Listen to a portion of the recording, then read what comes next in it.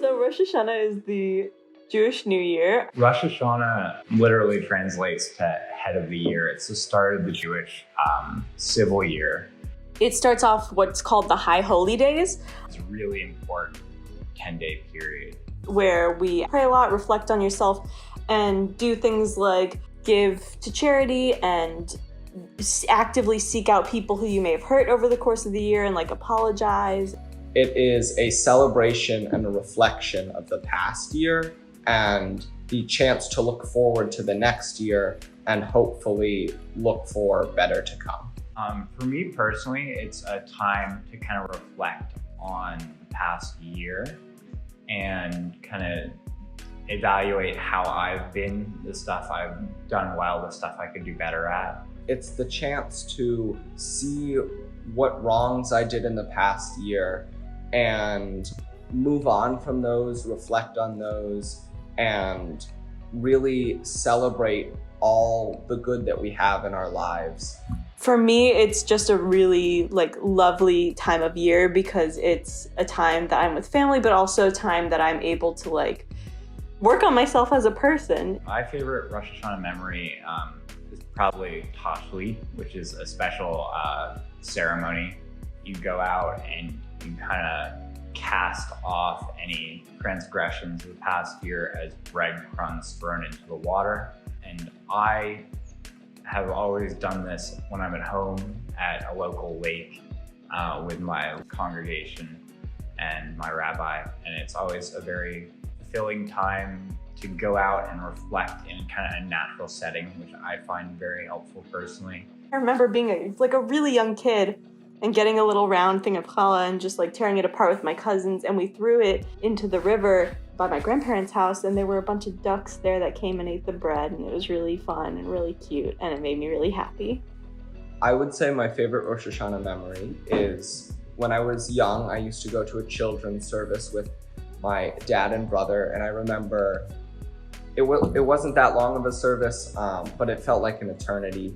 And so I would spend my time not focused on what we were doing, but I would focus on trying to mimic the seating position that my dad would make in services. And so I think it made me feel older and just more official. I mean, personally, I've never been a huge fan of how the college handles holidays for any religious group that's not Christian. The fact that the university doesn't really try to do any education, it's left up to students to educate, professors and everyone about these religious holidays, why they're significant, what students can or can't do, is kind of disappointing to me. It doesn't really, puts an extra burden on students when they're already potentially having to miss class. I feel like the college has done a pretty good job in the past. I think it's a hard thing to do. I think there aren't really many mistakes I can think of. I think that the administration here is really trying their best for us Jews on campus. From the students too, a lot of clubs that wouldn't do things on other holidays, but do them on Rosh HaShanah, which is the most important day.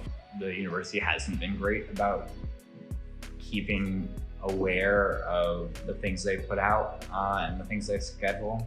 And I'm glad they moved convocation, but it was disappointing that they had to move it in the first place.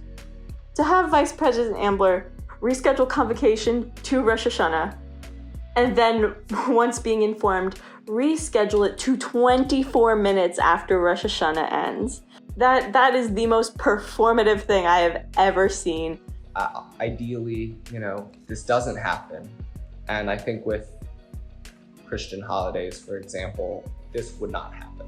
But given that, I think that we as a Jewish community on campus have a responsibility to approach such things level-headedly, coming from the position of wanting to teach and educate.